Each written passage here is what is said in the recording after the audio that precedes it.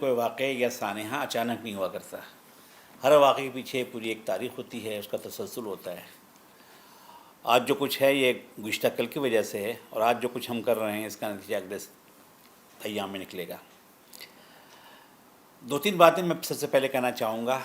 Number ایک یہ کہ پاکستان کا قیام برصغیر جنوبی ایشیا کے مسلمانوں کی اجتماعی جد و جہد کے نتیجے میں ہوا تھا. ان کی خواہشات تھیں، ان کی امنگیں تھیں جس سے اس ملک کو بنایا. پورا جنوبی ایشیا، یہاں تک کہ وہ لوگ بھی جو اردو ٹھیک سے نہیں بولتے تھے وہ مسلمان بھی جد و جہد میں شامل تھے. سب کی آرزو اور امنگوں کا حاصل پاکستان تھا، اور پاکستان کی تحریک سب سے زیادہ ان علاقوں میں چلی کہ جن کو پاکستان کا حصہ نہیں بننا تھا. اور اسی طرح سے بنگال، جس کا ایک حصہ ہندوستان میں ہے اور بڑا حصہ آج بنگلہ دیش کی صورت میں ہے، وہاں کے عوام سب سے آگے تھے، شاید ہندوستانی مسلمانوں سے بھی آگے قیام پاکستان کے لیے. دوسری بات یہ ہے کہ پاکستان کسی جنگجوئی کے نتیجے میں، کسی مسلح جد و جہد کے نتیجے میں حاصل نہیں ہوا تھا، بلکہ عوام کی جمہوری جد و جہد کے نتیجے میں پاکستان حاصل ہوا تھا. کہ جو ہم کہتے ہیں نا پاکستان کے لیے بڑی قربانیاں دی گئی ہیں، تو یہ قربانی کسی جنگ کے نتیجے میں نہیں دی گئی ہے، بلکہ پاکستان کا مطالبہ منظور ہونے کے بعد انتقاماً مسلمانوں پر جو ظلم ڈھایا گیا، قربانی کا تعلق اس سے ہے. ورنہ جد و جہد از خود پرامن تھی، عوامی تھی، جمہوری تھی، دستوری تھی. پاکستان کا کوئی ایک ایسا خطہ نہیں ہے جس کو کہ پاکستانی فوج نے فتح کیا ہو. درست. پاکستان کے قیام میں یا پاکستان کی سرحدوں کو وسیع کرنے میں پاکستانی فوج کا یا پاکستان کے کسی مسلح عمل کا کوئی حصہ نہیں ہے. پاکستان عوام کی مرضی سے بنا، جو شامل ہوا اس میں اپنی مرضی سے شامل ہوا. یہاں تک کہ مشرقی پاکستان کے لوگ بھی بھاری اکثریت سے ووٹ دے کر پاکستان کا حصہ بنے تھے، ان پہ قبضہ نہیں کیا گیا تھا، درست. اپنی مرضی سے شامل ہوئے تھے. بعد میں ساتھ نہیں رہ سکے، یہ الگ ایک موضوع ہے، لیکن ان پہ قبضہ نہیں کیا گیا تھا. اسی لیے یہی بات میں کہہ دوں کہ جو لوگ بنگلہ دیش کی آزادی کی بات کرتے ہیں کہ بنگلہ دیش آزاد ہوا، تو آزاد کس سے ہوا؟ غلامی تھی جس سے آزاد ہوا؟ قبضہ کیا تھا کسی نے جس کو چھڑایا گیا؟ نہیں، وہ پاکستان کے ساتھ شامل ہوئے تھے، پاکستان بنانے والوں میں شامل تھے. جب گزارا نہیں ہو سکا تو الگ ہو گئے، گزارا نہ ہونے کے کئی اسباب تھے. تو بنگلہ دیش الگ ہوا ہے، آزاد نہیں ہوا ہے. یہ بات ہمیں سمجھنی چاہیے. بالکل. اب یہ سوال پیدا ہوتا ہے کہ 24 سال ہم کیوں ساتھ رہ سکے؟ تو اس کے بہت سے عوامل ہیں، کوئی ایک عامل نہیں ہے، کوئی اس کا ذمہ دار نہیں ہے. جیسا کہ میں نے کہا کہ برصغیر کے مسلمانوں کی اجتماعی امنگوں کا آئینہ دار یہ ملک تھا، اور اس کی جد و جہد میں دو عوامل کا بہت اہم حصہ ہے. ایک اسلام سے وابستگی، بالکل. اور دوسرے اردو زبان. برصغیر کی جو زبان تھی اس کو انگریزوں نے دو حصوں میں تقسیم کر دیا تھا. اردو الفابیٹ کے ساتھ یا فارسی الفابیٹ کے ساتھ اردو قرار دے کر مسلمانوں کی زبان بنا دیا گیا، اور دیوناگری الفابیٹ کے ساتھ ہندی زبان ایک تھی، دو حصوں میں تقسیم کر دیا گیا، مسلمانوں کی زبان الگ، ان کی زبان الگ. درست.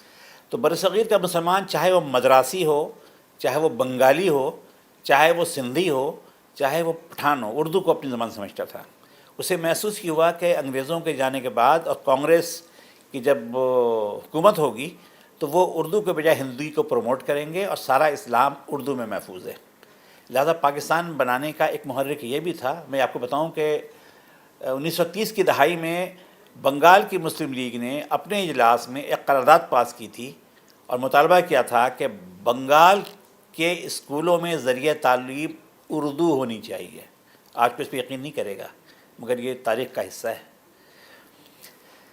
جب پاکستان بن گیا تو بدقسمتی یہ ہوئی کہ جن عوامل کو پاکستان کے قیام کا ذریعہ بنایا گیا تھا ان عوامل کو پاکستان کی روح نہیں بنایا گیا، اور ایک ایسا نظام، ایک ایسا طرز حکومت اور ایسے حکمراں اس ملک کو ملے کہ جنہوں نے ان باتوں کا خیال نہیں کیا. تو اس کے بعد پھر ایک اور چیز یہ ہے کہ پاکستان ایک ایسا یونیک ملک تھا کہ جس کے دو بازوؤں کے درمیان، بازو ہیں دنیا میں کئی ملک ایسے ہیں جی. کہ جن کے دو حصوں کے درمیان 2,000 کلومیٹر کا فاصلہ، 3,000 کلومیٹر فاصلہ. انڈونیشیا مثلا، لیکن ان کے بیچ میں کوئی دشمن ملک نہیں ہے. مشرقی پاکستان اور مغربی پاکستان کے درمیان میں ہندوستان کا تقریباً 2000 کلومیٹر کا علاقہ تھا، اور ہندوستان کے متعلق ہمیں آج بھی یہ بات سمجھنی چاہیے کہ دل سے نہ انہوں نے پاکستان کا وجود تسلیم کیا ہے، نہ وہ کر سکتے ہیں۔ گریٹر بھارت یا مہا بھارت کا تصور ان کی نفسیات میں ہے، وہ آج بھی کام کر رہا ہے اور اس کو حاصل کرنے کی کوشش میں وہ لگے ہوئے ہیں۔ تو انہوں نے ان دو خطوں کو دور کرنے، ذہناً دور کرنے، نفسیاتی طور پہ دور کرنے کے لیے اپنا پورا زور لگایا۔ کچھ ہماری نااہلیاں رہیں پاکستانی مقتدرہ کی، ان سب نے مل کر وہ پیچیدہ صورتحال پیدا کی کہ جس پیچیدگی کو پاکستان کی سیاسی قیادت، عسکری قیادت، اجتماعی قیادت حل نہیں کر سکی۔ نتیجے میں بھارت نے قبضہ کیا مشرقی پاکستان پر اور اسے بنگلہ دیش بنا دیا۔ آپ نے کہا کہ کوتاہیاں رہی ہیں، تو بنگلہ دیش کے بننے میں زیادہ کردار اسٹیبلشمنٹ کا تھا، اس وقت کی حکومت کا تھا، یا قانون نافذ کرنے والے اداروں کا تھا؟ دیکھیں، میں مثال دیتا ہوں کہ پاکستان کی حکومت، مرکزی حکومت جو ادارے بناتی تھی یا جو کمیشن بناتی تھی یا جو ذمہ داریاں دیتی تھی، اس میں وہ اس بات کا خیال کم ہی رکھ پاتی تھی کہ جس کی ذمہ داری لگائی جا رہی ہے آیا وہ پاکستان اور نظریہ پاکستان سے مخلص ہے بھی یا نہیں ہے۔ 24 سال تک تو آپ ان لوگوں کو پروان چڑھاتے رہے جو بنیادی طور پہ نظریہ پاکستان ہی کے مخالف ہوں، یعنی اس بنیاد کے مخالف ہوں جس پر پاکستان بنا ہے، اور پھر آپ سمجھیں کہ جو اس عمارت کی بنیاد کا دشمن ہے، مخالف ہے، وہ اس کو مضبوط کرے گا۔ یہ حماقت ہم سے سب سے بڑی ہوئی، اور اس میں خود بنگال کی گواہیاں موجود ہیں۔ بنگال کے ایک بہت بڑے پروفیسر تھے، پروفیسر ڈاکٹر سجاد حسین صاحب، جو راجشاہی یونیورسٹی کے وائس چانسلر رہے اور ڈھاکہ یونیورسٹی میں پاکستان کے آخری وائس چانسلر تھے۔ نسلاً جدی پشتی بنگالی تھے، وہ انگریزی کے پروفیسر تھے، ہسٹری، فلسفی، یہ سب ان کا سبجیکٹ۔ ان کی کتاب ہے جس کا اردو میں ترجمہ ہو چکا ہے پاکستان میں، شکست آرزو کے نام سے۔ اس میں انہوں نے مثالیں دی ہیں کہ فلاں کمیٹی بنی، فلاں کمیشن بنا، اس میں فلاں فلاں لوگوں کو شامل کیا گیا۔ یہ وہ لوگ ہیں کہ جو بنیادی طور پہ نظریہ پاکستان اور پاکستان کے مخالف تھے، لیکن حکومت پاکستان انہی کو آگے کر رہی تھی۔ تو جب آپ یہ کریں گے کہ اپنے ہی دشمنوں کو آپ اپنی ٹیریٹری میں پروان چڑھائیں گے، تو ظاہر چیزیں آپ کے ہاتھ سے نکلیں گی۔ تو اس لیے میں نہیں کہتا کسی ایک کا ہاتھ ہے، لیکن پاکستان کی پوری اسٹیبلشمنٹ، سول خاص طور سے اور ملٹری بھی، ملٹری اتنی پاورفل پہلے نہیں تھی، بعد میں ہوئی، تو ان سب نے اب ترودہ کیا۔ ہو سکتا ہے کہ اس اسٹیبلشمنٹ کے کسی حصے کے ذہن میں یہ بھی ہو کہ مشرقی پاکستان ہمارے لیے ایک بوجھ ہے، پھٹی ہوئی جیب کی طرح ہے، تو اس سے جان چھوٹ جائے تو کوئی حرج نہیں ہے، یہ اس کا امکان ہے۔ لیکن میں یہ نہیں سمجھتا کہ اکثریت کی رائے تھی، اکثریت کی رائے بہرحال نہیں تھی، اور اپنی نااہلیوں کی وجہ سے اس کو بچا نہ سکے۔ لیکن یہ کہ وہ اس کو کاٹنے پہ تیار تھے، پہلے سے جان بوجھ کر الگ کر دیا گیا، مجھے اس فلسفے سے اتفاق نہیں ہے۔ پاکستان کی آرمی وہ ہے کہ جو تحفتاً پاکستان کو ملی انگریزوں سے۔ بالکل۔ پاکستانی آرمی نے انڈونیشیا کی طرح جی، استعماری قوت سے جنگ کر کے انڈونیشیا کو آزاد نہیں کرایا، انہوں نے کروایا تھا، ہم نے نہیں کروایا، ہم نے نہیں کروایا۔ ٹھیک ہے۔ تو پاکستان تو جمہوری طریقے سے بنا تھا، لیکن پاکستان کو توڑ کر ایک حصے کو بنگلہ دیش قرار دینے کے لیے پاکستان کے خلاف عسکری جدوجہد ہوئی ہے۔ مکتی بہانی نے بے پناہ ظلم ڈھایا ہے، ہندوستانی فوج کے ساتھ مل کر تخریب کاریاں کی ہیں، گوریلا جنگ لڑی ہے، اور جس میں ہندوستانی بھی شامل ہوتے تھے، اور بالآخر 22 نومبر 1971 کو مشرقی پاکستان پہ انڈیا نے حملہ کر دیا۔ یہ بھی پاکستان کی بدقسمتی ہے کہ پاکستان نے مغربی پاکستان کا محاذ اس سے کوئی 11 دن کے بعد کھولا، 3 دسمبر 1971 کو۔ یہ 11 دن تک مشرقی پاکستان میں کی عملی جنگ کی صورتحال کو دنیا کو نہ بتا سکے کہ جنگ ہو رہی ہے، اسے برداشت کرتے رہے۔ تو پاکستان کو توڑنے کے لیے جو عسکریت ہو رہی تھی، اس عسکریت کا مقابلہ کرنے کے لیے پاکستان نے بجا طور پر اپنی قوت استعمال کی۔ دنیا کا کون سا ایسا ملک ہے جس کو توڑنے کے لیے مسلح جدوجہد کی جائے اور وہاں کی حکومت، اگر کوئی حکومت ہے تو اس کا نوٹس نہ لے، اس کا مقابلہ نہ کرے؟ جس آرمی آپریشن کی آپ نے بات کی 25 اور 26 مارچ 1971، تو آپ کو معلوم ہونا چاہیے کہ اس سے پہلے مشرقی پاکستان میں صرف کینٹونمنٹس میں پاکستانی جھنڈے لہراتے تھے، یا پھر ان آبادیوں میں جنہیں بہاری آبادی کہا جاتا ہے۔ بہاری سے مراد وہاں ہے کہ غیر بنگالی، جو بھی غیر بنگالی ہے، کوئی زبان بھی بولتا ہو۔ گورنر ہاؤس تک پہ پاکستان جھنڈا نہیں لہرا سکا 23 مارچ کو۔ تو تو جب آرمی آپریشن شروع ہوا 25 سے 26 مارچ کی درمیانی رات، تو 1 مہینے سے زیادہ عرصہ لگ گیا پاکستانی آرمی کو مشرقی پاکستان پر پاکستان کے ریڈ بحال کرنے میں، ری ٹیک کرنے میں تقریباً 5 ہفتے لگے۔ پاکستانی آرمی جہاں پہنچتی تھی وہاں غیر بنگالی آبادیوں کے لاشیں پڑے ہوتے تھے، پوری کی پوری بستیاں اور محلے صاف ہو جایا کرتے تھے۔ جب آرمی پہنچتی تھی وہاں پر تو انسانی فطرت اور سماجیات کے جو ماہرین بتا سکتے ہیں کہ پھر آرمی پہ کیا اثر پڑتا ہوگا، یقیناً طاقت استعمال کی ہوگی، لیکن جو پروپیگنڈا ہے وہ پروپیگنڈا جھوٹا ہے۔ وہاں کوئی میسیکر نہیں ہوا ہے، وہاں کوئی جنوسائیڈ نہیں ہوا ہے، وہاں کوئی قتل عام نہیں ہوا ہے۔ جنگ میں لوگ مارے جاتے ہیں، 5 سے 10 لاکھ لوگ تو وہ مارے گئے جو یا تو غیر بنگالی تھے یا ہندوستانی قبضے کے بعد، بنگلہ دیش بننے کے بعد ان کو سزا دی گئی، ان بنگالیوں کو کہ جو پاکستان کے حامی تھے انہیں مارا گیا۔ تو مختلف فگر سے 5 سے 10 لاکھ میں محتاط انداز میں کہہ رہا ہوں۔ میرا خیال ہے جو غیر بنگالیوں کی جو تعداد ہے مارے جانے کی، اس سے بہت کم بنگالی پاکستانی آرمی نے مارے ہیں۔ کوئی ریفرینڈم ہے، کوئی ووٹ لیا گیا جو 1970 کے انتخابات ہوئے تھے جس میں عوامی لیگ نے اکثریتی ووٹ حاصل کیے۔ سیٹوں میں تو خیر بہت آگے تھے، لیکن ووٹ میں اتنے پرسنٹیج نہیں تھی۔ ووٹ میں انہوں نے تقریباً 60% کے قریب ووٹ لیے تھے، 60-65% قریب۔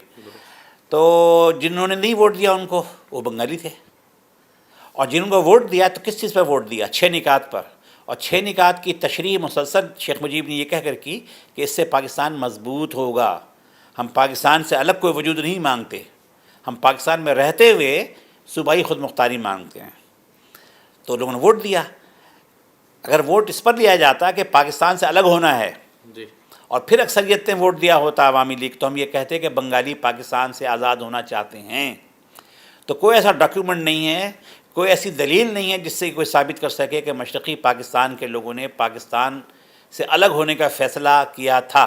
جب الگ کر دیا گیا تو اب ان سے نہ کوئی کسی نے پوچھا، اس کے بعد بھی نہیں پوچھا، اور نہ آج کوئی پوچھے گا۔ اور اب تو تاریخ کا دھارا اتنا آگے نکل چکا ہے کہ یہ سوال ہی بے معنی ہو گیا ہے۔ لیکن تاریخ ٹھیک رہنی چاہیے اور محض پروپیگنڈے سے متاثر نہیں ہو جانا چاہیے۔ مشرقی پاکستان کے عوام کی اکثریت نے کبھی بھی اس خواہش کا اظہار نہیں کیا کہ وہ پاکستان سے الگ ہونا چاہتے ہیں، اور اگر ہندوستان نے جنگ چھیڑ کر قبضہ نہ کیا ہوتا مشرقی پاکستان سے تو میں دعوے سے کہتا ہوں کہ آج بھی وہ حصہ پاکستان کے ساتھ ہوتا، اور شاید وقت گزرنے کے ساتھ ساتھ ان کی گریونسز بھی کم ہو جاتی، اور بہت ساری چیزیں اس پاکستان کی بھی ان بنگالی نمائندوں کی وجہ سے بہتر ہو جاتی۔ اور میں نے تو نہ البدر دیکھا نہ شمس دیکھا، پڑھا ہے، سنا ہے۔ اس وقت میں اسکول میں پڑھتا تھا، اور مشرقی پاکستان پہ ہندوستانی قبضے سے پہلے میں کراچی آ گیا تھا۔ میرے والد صاحب نے یہاں اسکول میں مجھے داخلہ کروا دیا تھا، میں یہاں آ گیا تھا۔ لیکن ریکارڈ کی بات یہ ہے کہ پاکستان اقوام متحدہ کا ایک قانونی تسلیم شدہ ملک تھا، اس کی سرحدیں تسلیم شدہ تھیں جن میں مشرقی پاکستان شامل تھا۔ جب پاکستان پر یلغار ہوئی، پہلے گوریلاؤں کے ذریعے سے، ہندوستان کے ٹرینڈ اور مسلح مکتی باہنی والوں کے ذریعے سے، پھر ہندوستانی فوج کے ذریعے سے، تو پاکستان نے اپنے دفاع کے لیے ہاتھ پر مارے۔ جن لوگوں نے پاکستان کی دفاع کی جنگ کی یا اس میں مدد کی، انہوں نے ایک قانونی، اخلاقی، انسانی فریضہ ادا کیا۔ دنیا کا ہر مہذب معاشرہ اسے ان کا حق مانتا ہے، مانے گا۔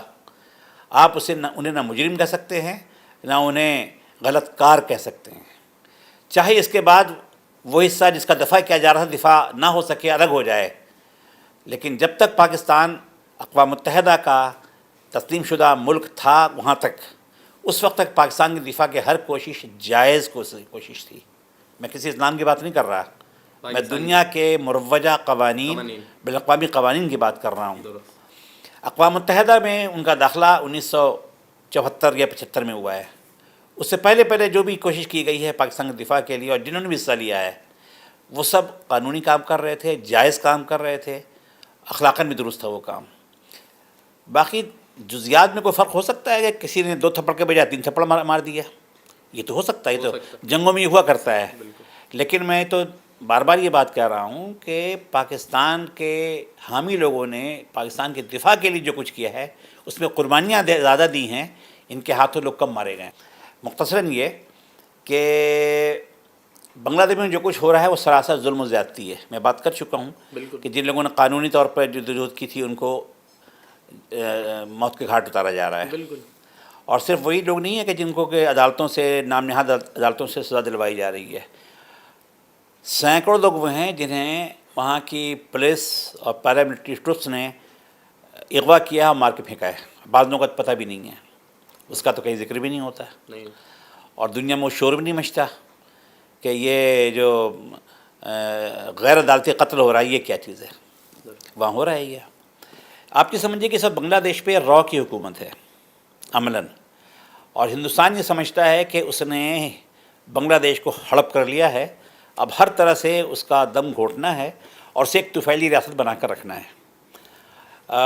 شنید تو یہ ہے کہ بنگلہ دیش کی موجودہ وزیر اعظم صاحبہ کی ذاتی سیکیورٹی را کے متعین کیے ہوئے سپاہیوں کے پاس ہے.